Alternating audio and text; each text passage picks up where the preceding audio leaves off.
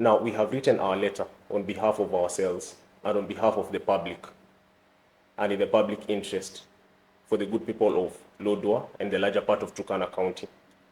And in writing this letter, our attention is drawn to the unprecedented frequent power outage that continues to affect large parts of the county. And we are writing this letter most humbly, requesting for information and an explanation from Kplc as to the reasons behind this frequent power outage, the steps taken to cure this problem, and the time frame within which they intend to solve it.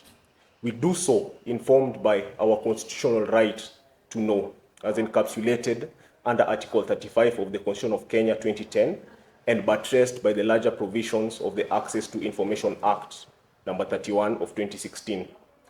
For the avoidance of doubt, the Constitution acknowledges the right of every citizen to access information held by the state or any other person and required for the exercise and protection of any right or fundamental freedom, and it also tasks public entities such as Kplc with the burden and responsibility of publishing and publicizing any information that affects the people.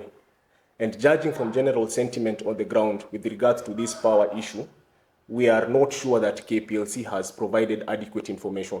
Basically, people are in the dark as to why they are experiencing so many frequent power outages. So as a result of the power outages, people can no longer stay in their houses. They're having to incur so many costs just to go out there and find shade or even quench their thirst.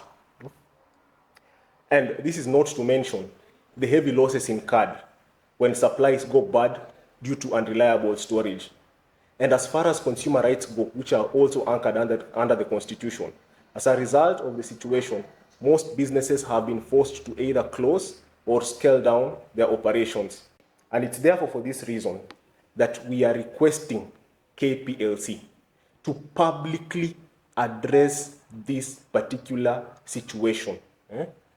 And we are asking them to give much needed clarity within the time frame provided by the Access to Information Act.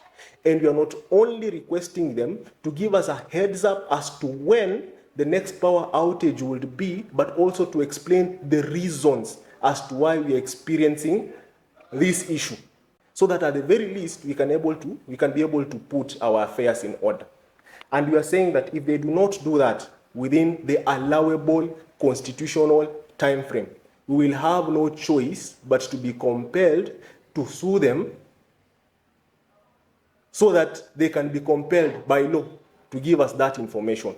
And in extenso, we are also in the process of quantifying damages, so that if they do not do anything about this problem, we can always move to court to seek that they be held liable, to be held accountable,